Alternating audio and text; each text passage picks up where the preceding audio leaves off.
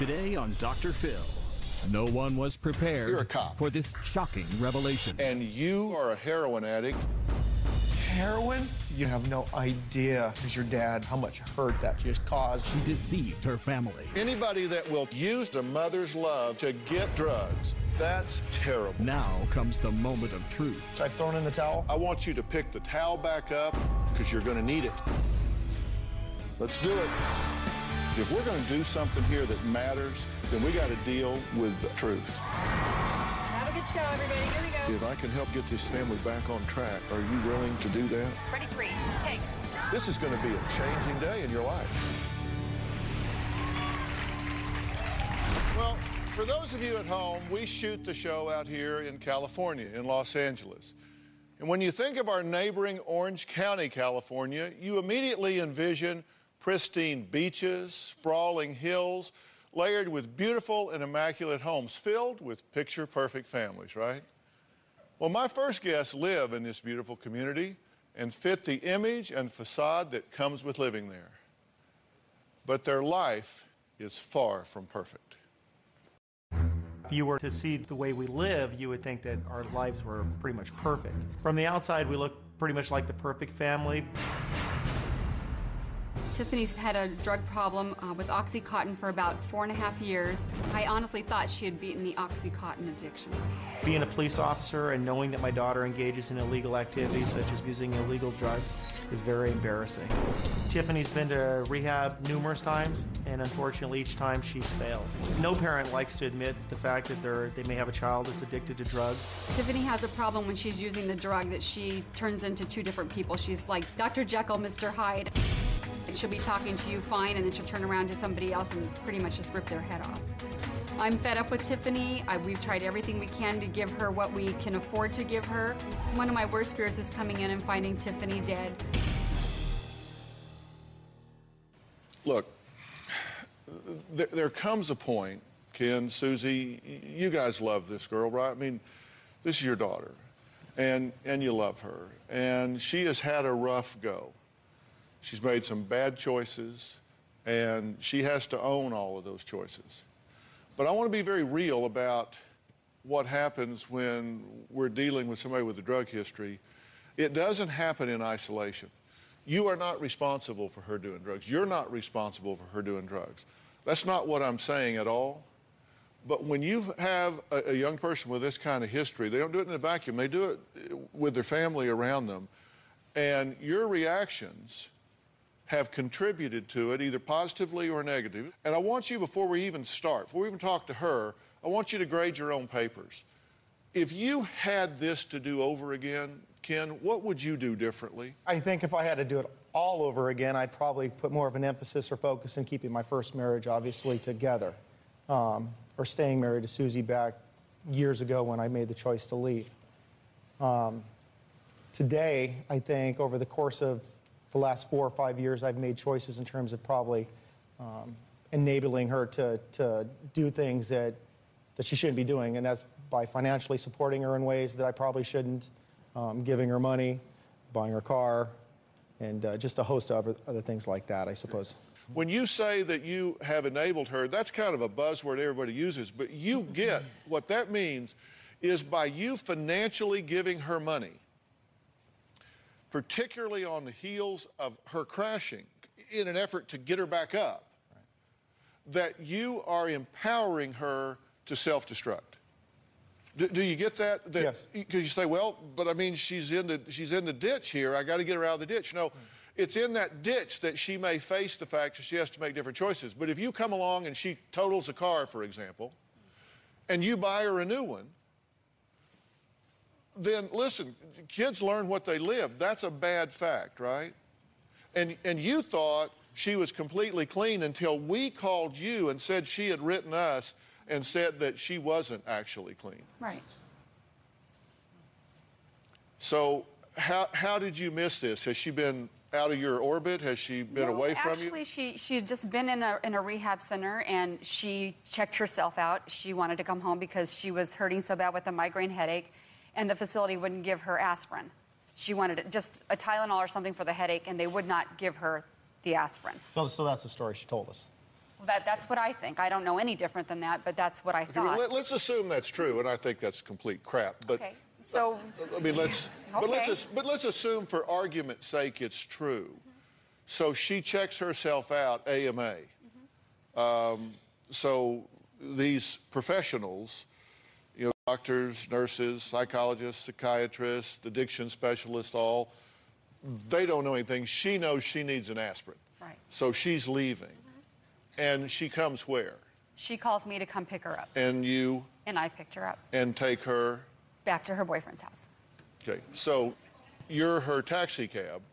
Well, she basically told me if I didn't come, he would come when he got off work. That was just the point. Did you think about calling him and saying, hey, we don't need to be doing this. She needs to stay right where she is and not having a ride. This crisis may pass. No, I'm sorry, I didn't think about Okay, that. and listen, I get it. I'm a parent and now a grandparent, and I get how hard it is, which is why I'm talking to you first. Ken, Sure. you say you've gone into $40,000 debt for things, knowing that she was an addict. $15,000 on dental school after she left rehab the first time, right? She's never completed a rehab, right? She's left early. Okay, car accident. You suspected drug use, and I think that would be a pretty good guess. And she totaled the car? Yes, sir. So there's a good chance she was driving under the influence. Yes. Fortunately, she didn't kill herself or anybody else, Yes. but she totaled the car, Yes. and so you just bought her a new one. Yes. You know, when you hear it like that, it sounds, when you put it in, you It connect the does, dots. even with the headache thing, you know what? I Yeah. never doubted her for a second. I didn't. I didn't. Yeah, that's why we're talking. Mm-hmm. Yeah, because I can tell you when she's lying, it's when her lips are moving. I know that. Okay, I know. now, she was going to be prosecuted for writing bad checks, so you bailed her out, right? Yes. And what do you suppose she was doing that money she's writing bad checks for? Yeah. Yeah. Okay. You still financially support a car insurance, cell phone, health insurance. I mean, all of these things. And then she comes and says, you know, I need money for hair and nails and that sort of thing, and you give it to her. That's what I mean. Enabling's kind of a, you know, it doesn't sound real bad. You say it real fast. But what it actually amounts to is you've got somebody out here that is on self-destruct. Right. And in order to continue that self-destruction, she needs funding. And so y'all make sure she has it. And I have to tell you, that is no different than if you went and bought it for her and gave it to her. Because that's what you're doing. You're just not doing the pickup, but you're doing the financing. And she calls you out of rehab and says, come get me. Mom, come on. Why do you suppose she called you? Because she knew I'd come and get her. You reckon that she's learned that she's got you under control. You will do what she wants you to do. Absolutely. So that has to change. There's nothing that I can do to help your daughter, who we're going to meet here in a minute. There's nothing I can do to help her if you guys continue to do what you're doing. If you do what you're doing, I might as well thank you for coming, wish you the best, refer you to a good funeral home, and send you on your way, because she will die, and you will be guilty in your own minds and hearts for the rest of your life simply because we've had this one conversation. You didn't choose the drugs, but you're either going to be part of the problem or part of the solution. I want you to be part of the solution. We'll meet Tiffany after the break.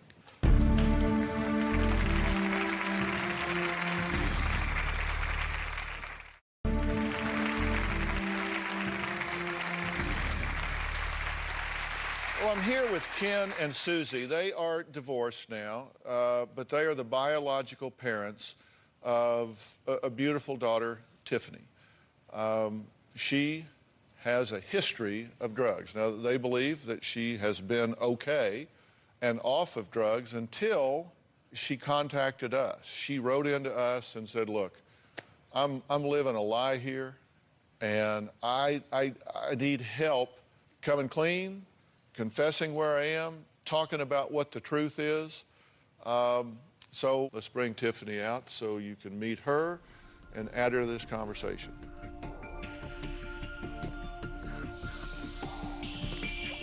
Tiffany, Dr. Phil, how are you? Have a seat right here. You wrote me a letter. Why now? Why me?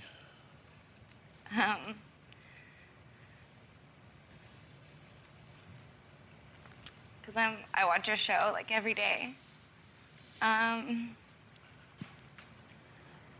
I've seen you help other families. And I didn't really know what else to do. So you know I take this very seriously. Well, Tiffany said that she's been lying to her parents for the past year. She says that she is ashamed of where she is and what she's doing. Let's take a look. My parents have no idea that I'm using heroin. I'm really scared to tell them. I switched from Oxycontin to heroin. My body is sick without heroin. I've been to rehab 3 times. All 3 times I didn't finish the program. Right now I'm spending up to $100 a day on heroin. All my money goes to drugs. I would be borrowing money or getting money from my boyfriend saying I need gas. I pay no bills. My boyfriend pays for our housing and my dad paid for my car and my cell phone.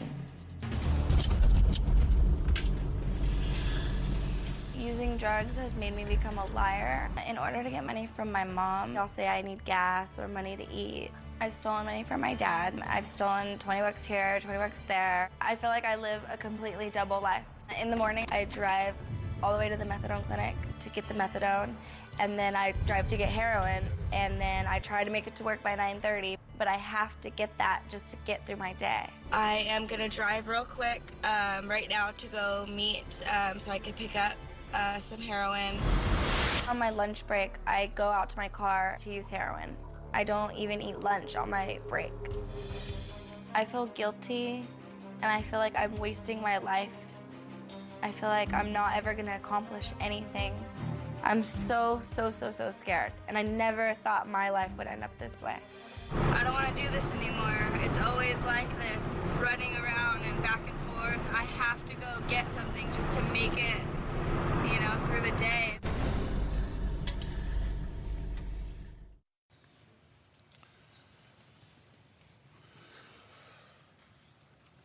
So, Dad, share what's in your heart.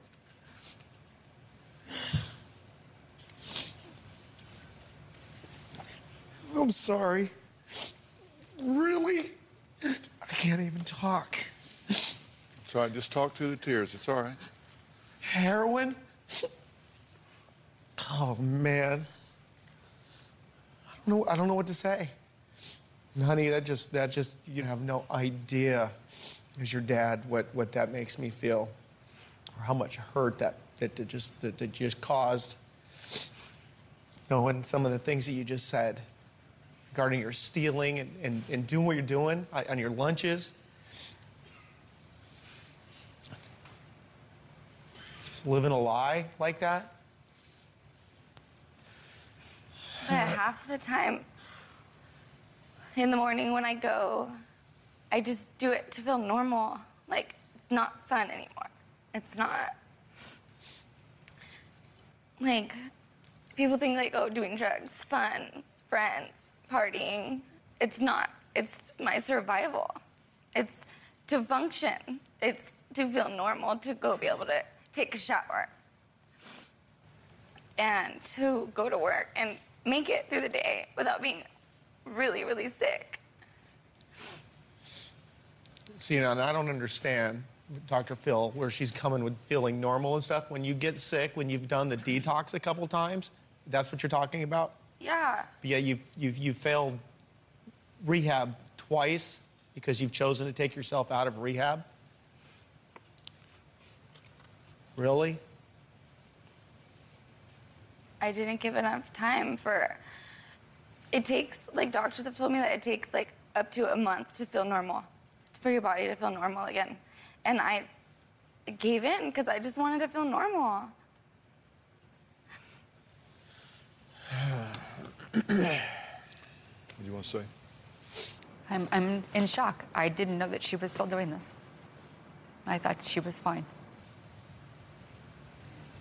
I mean, she got a job working at another dentist office not too long ago. Right when she got out of the rehab facility, she Yeah. went right away and got a job so she would pacify us, make us think that things were okay. She hasn't come around my home because of a relationship or lack of with her stepmother. And that's I was why told I was not welcome in your home. you're not when you're under the Okay. influence or using No, drugs. but you guys thought I was clean, and I was told I was not welcome in your home. And you did not know that I was using. Well, I knew the other day after you The did other your- day, yeah. no, I was told I was not welcome in your home when you guys thought that I was clean. No, but when you came to the home and you were told you weren't welcomed, it was because how you acted at the house and I'm not talking about on Sunday. Okay, I'm talking back when you disrespected Christy by yelling at her in our home and It acting the wasn't way just you did. me. Regardless, that's what you can't Okay. come into our home and talk to Christy like that and expect that you're going to have open arms when you come through the door. This is the problem. They think that we have family issues because of the drugs, just because of the drugs. We do. No. That's a cop out, Tiffany. No. Yes, because when you're not under the influence and you're a pretty young girl that's sober, we never have issues or problems. Other than I know you're gonna resort back and you're gonna say it's because. We've always had issues with my stepmother before drugs. Are you kidding me right now? Are you kidding me when you said that you haven't had a relationship with Christy before? On When she's and helped off, you on and detox? off. Yeah, it's on when you want it to On be and on, and off, it's off but when you're having issues. That's not true. It I'll is tell you true. what, we're going to take a super quick break here, and we're going to add this stepmother, Christy, and we're going to talk this out and figure out whether there's a plan we can move forward here when we come back.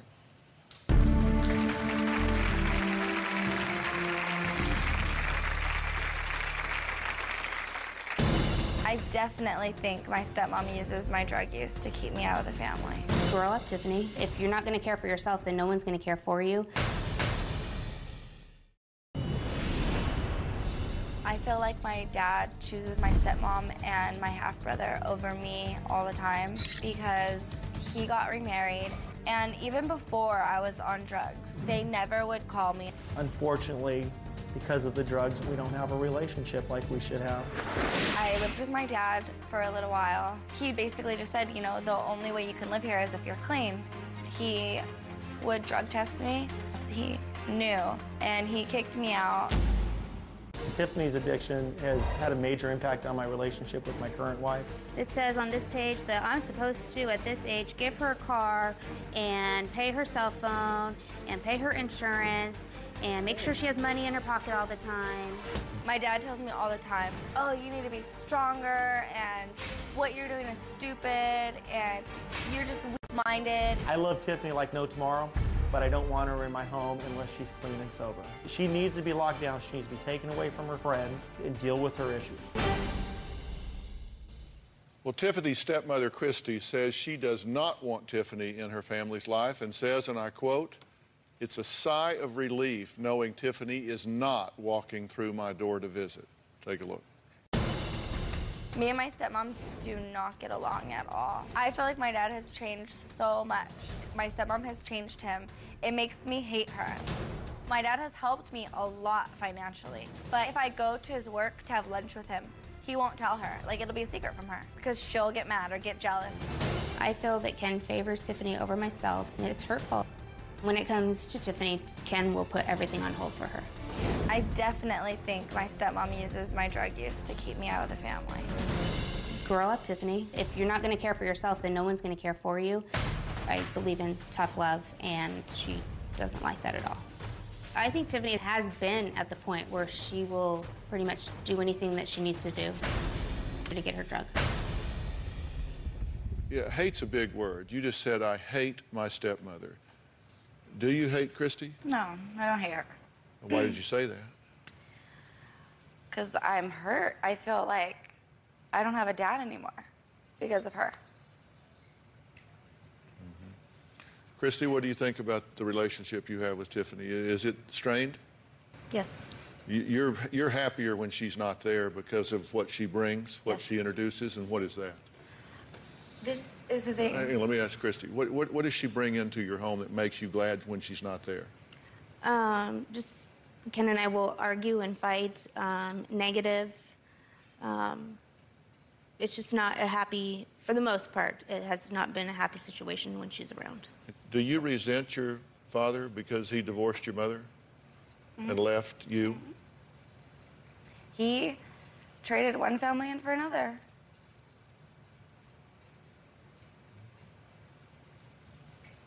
Even before my drugs, she has said, I am jealous of you and your father's relationship because me and my dad weren't close growing up. This was when I was like 14. No drugs. Okay. So we were close. Like, I was the only girl. We're gonna have a different relationship than him and my brothers. It's different, you know? And she's always said that she's jealous of that. If I go have lunch with him, he can't tell her. One time, I was getting my nails done and he was with me and he got a pedicure and he couldn't tell her. Why is that? It's not that I can't. It's not that I can't tell her. You can, but it'll spark a fight, and you avoid the fight because she brings up valid concerns or issues about you when we're together. My giving you money. Did you give her money? And you're right. I have sometimes not been honest with my wife Christy because of our relationship. And I again apologize. She knows. I've given things to you that I really shouldn't do. Both your mom and Christy have said, you know, why? Why are you doing these things for her? That she can be like, oh, I believe in tough love, like. Obviously, like, she's been right though. Okay. I mean, but it's like, I feel like I have a mom, I have a dad. Like, I don't need another tough person on my case every day. Like. Well, you can be my stepmom, and she's like, I want to be your friend. The problem is we haven't been as tough as Christy. No, but I'm not gonna. With our relationship, how it is, like, I didn't grow up with a stepmom, like, knowing, like, oh, my second mom. Like, it wasn't like that. She came into my life, and I was like, oh, say hi to your new mom. Like, my dad told me, I'll never get remarried. I'll make sure that you guys, like, say it's okay and like her and approve. And you went and got engaged and didn't tell us, okay? I remember, we're engaged, coming home. Okay, she got pregnant. The way I found out, I'm sleeping, and my dad comes and wakes me up, and this is when I was like 12, 13, 14, I don't know. Hey, by the way, her family is coming over today, so just a heads up, she's pregnant. Like, are you kidding me? I honestly don't remember that. You don't remember anything, though. I do, and it hurts. You don't remember nothing. Is that your theory of why you've chosen to medicate yourself? No, I don't blame that on anybody. What do you blame it on? Because that's what we're talking about here. The fact is you are a heroin addict, and you did heroin today, correct? This morning. You've done heroin this morning before you came here. We'll be right back.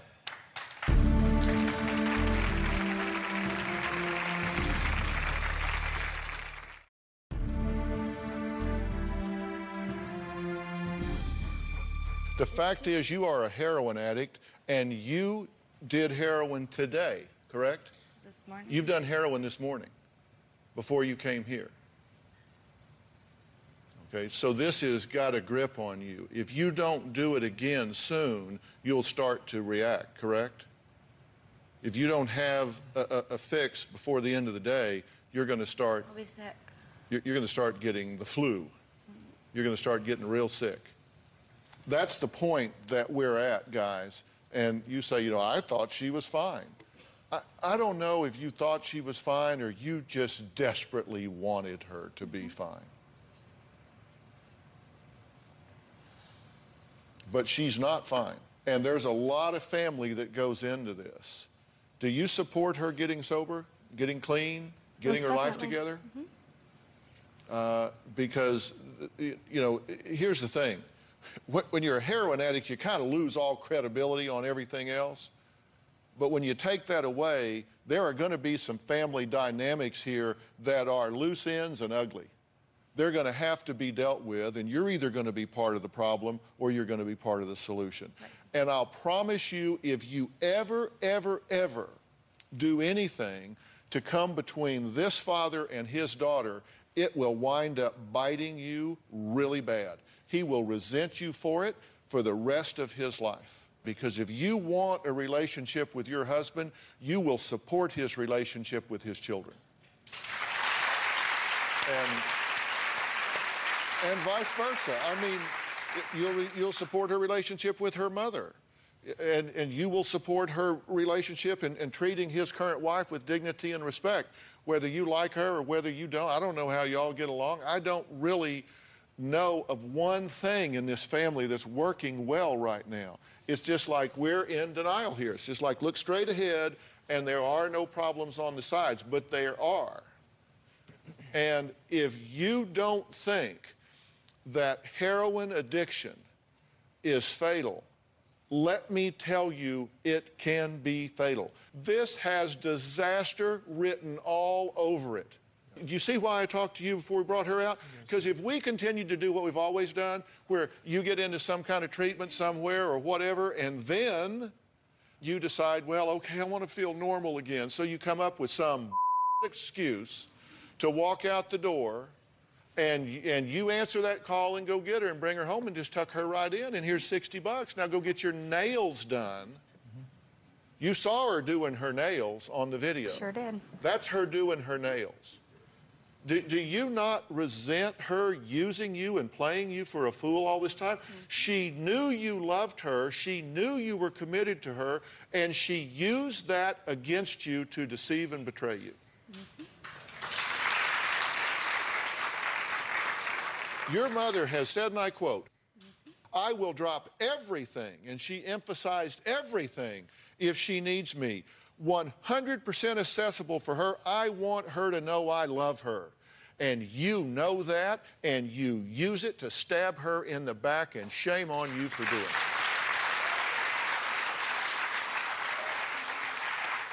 it. Anybody that will take something as pure as a mother's love and use it to get to drugs and betray her, that's terrible. She says if you can't afford to eat, she will cook for you. She takes you to the methadone clinic. Oh, come on. That is what I think of that. That has to be over. That is the relationship you have had. It is now shut down. It is ripped in half. Because if they're not willing to do what I am asking them to do, I wouldn't touch you with a 10-foot pole. I wouldn't touch you with a 10-foot pole. Because you need somebody to tell you the truth. And the truth is you are a spoiled brat, Missy, and they have spoiled you. And so you come out here in your self-righteous, sanctimonious way and criticize the manner in which they parent and the fact that your father deceived you. You're the biggest liar in the building. Do you get that? Don't roll your eyes and look at me. I'm telling you the truth. If there's anything I'm telling you that won't withstand challenge, then bring it on. I want to hear it. I want to hear it. I'm telling you, you're the biggest liar in the building. Now, you tell me I'm wrong. I know I am. I'll be right back.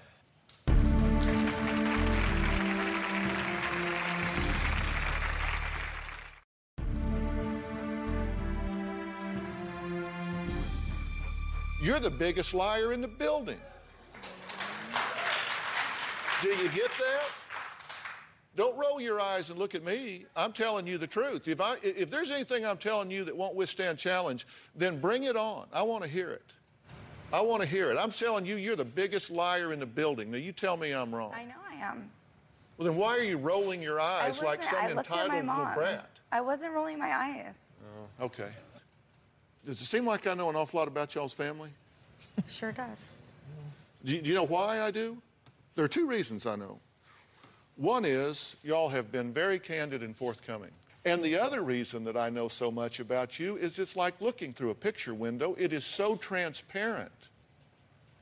Lassie could figure this one out. You buy her a car after she totals it on drugs. Dad, come on. You've got to know, when you look at that, 20/20 hindsight, as they always say, you look back at that, you think, you know what, I just loaded the gun and gave it right back to her, right? Yeah. I don't have any excuse for it other than, you don't need one. Yeah. What you don't need an excuse because you love her. I get that. I do. And I respect y'all as parents. I do.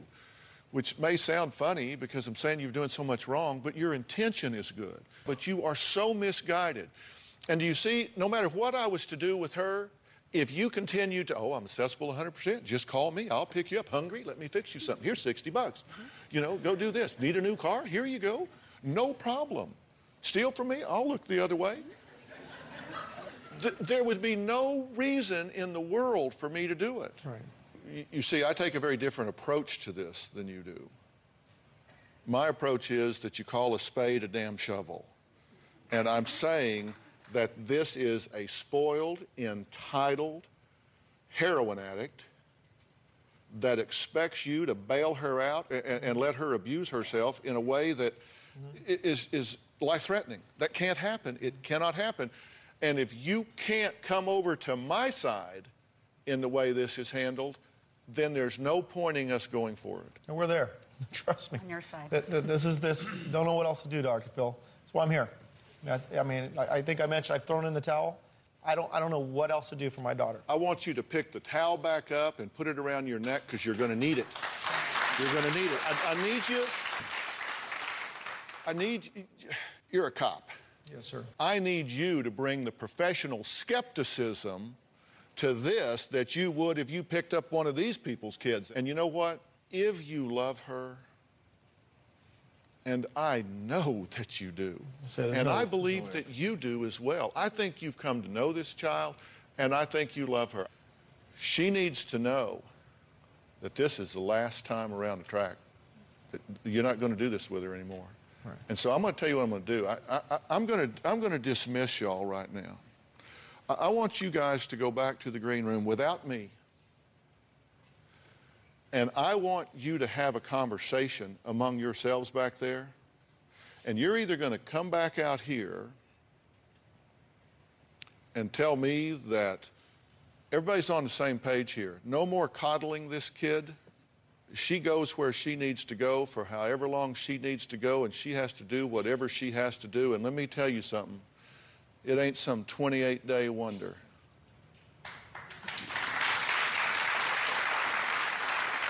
And very likely, if you do what I might make available to you based on what I hear from this group when you come back, you might never, ever return to your hometown again, ever. Because that's where you do drugs. That's where you get the stuff. That's where your triggers are. That's where it happens. I'm talking about, we're not going to do this just to kind of fill the square and make nice television. I'm saying you may wind up living in Eugene, Oregon, or Paris, France, I don't know, but you won't be back where you threaten your own life with drugs every day. Your life as you know it is going to change dramatically, or I want no part of this. I want no part of this if we're not going all the way. And so you guys, I'm not going to waste the resources. I want you guys to go back. Bones, AJ, I want to take these guys back. We will shut this show down and let you speak as a family. And we're just going to take a big, long break until you get back.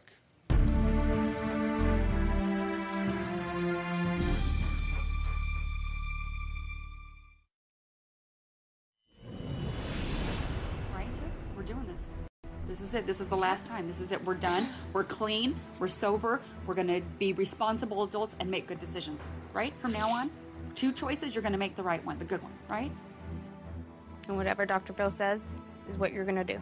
You got to want it, Sid. You don't You want have it? to want I do it, not want us. it. Okay. Not us. Let's For do you. it. Let's do a group hug. Come on. Love you, right? We're in agreement. We're in. Whatever we got to do. We're in.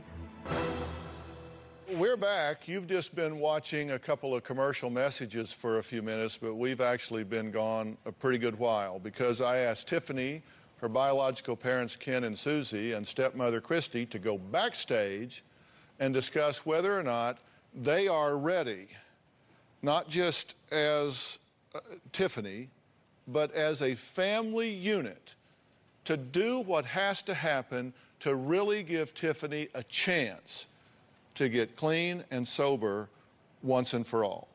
And I have to say, one of the things that frustrates me most in this profession over the years is people that, like, they'll have a kid or someone that's creating a lot of problems, and they'll drag them to the altar of the therapist, drop them off, and say, okay, fix them, and we'll be back when you call. Well, it's just not that easy. You know, no, you're not going to just drop them off. Everybody's staying. Everybody's staying because there's more to it than just her. You're the squeaky wheel, you're making the noise, but it's about everybody. So I ask you guys to go back and sit down and see if you could redefine a family dynamic here, because I can't do this if y'all are going to sabotage me. Tell me what you have to say. We're hopeful you can give us some guidance or put us on a path to whatever we need to do to save our daughter. And she wholeheartedly has shared with us that she wants help. I'm just pleased to know that she is still reaching out for some help. And us as a family, we want we're here. And I feel, I'm going to go, and you've enlightened me a lot on some of the things that I've done, that I've recognized that I guess the car and the monies and all those things, I think we're going to come to grips with that as well. Now, I want you to look me in the eye and tell me, I said I was 100% accessible to her. Oh, 110% I'm doing this. She's done. You get it. I get You're it. tired of I being get it. used. You're tired of being manipulated. You're Done. tired of her using your love as a mother against you. Done. You're done. Oh, done. No cars, no money, no Done. excuses. You're through parenting out of guilt. She can live under a bridge. Because you've been parenting from guilt. Done. You're behind this 100%. Yes, You want to do this? I do. There's no leaving this time. You start making noise about leaving, we'll get a 5150 commitment, put your ass right back where you were. There you go. And you understand that they're now on my side, Yep. and I'm on your side. So we're all pulling for you.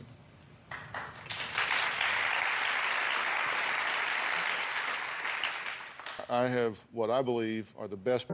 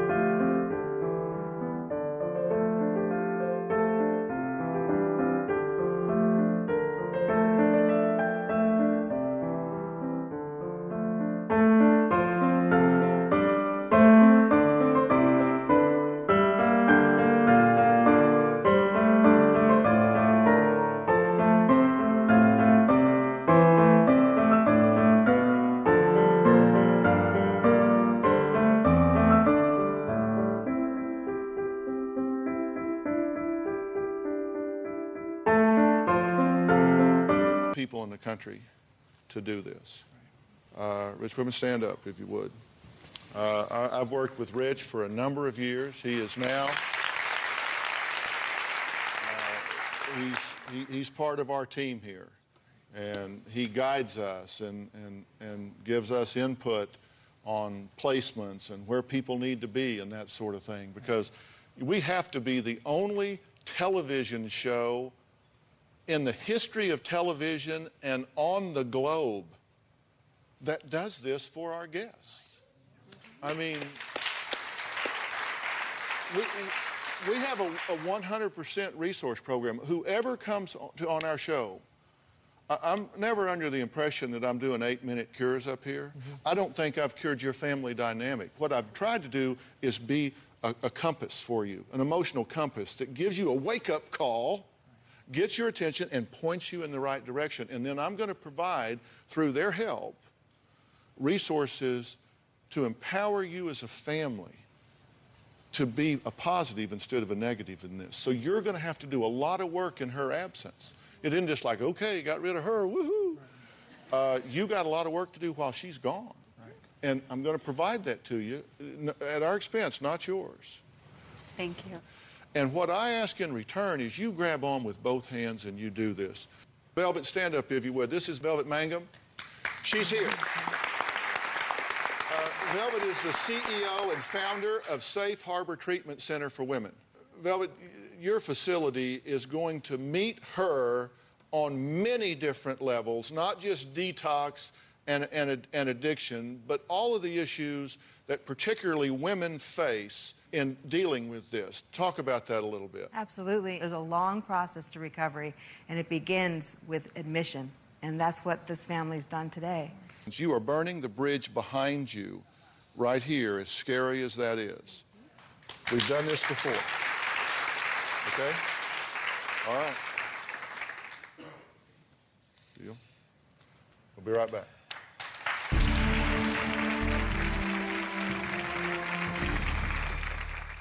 I want to thank all of my guests today, and a very special thanks to Safe Harbor Treatment Center for Women and on-site workshops. I really appreciate the skill that they bring to this. Look, drug addiction is a disease, but it can be controlled. It can be managed.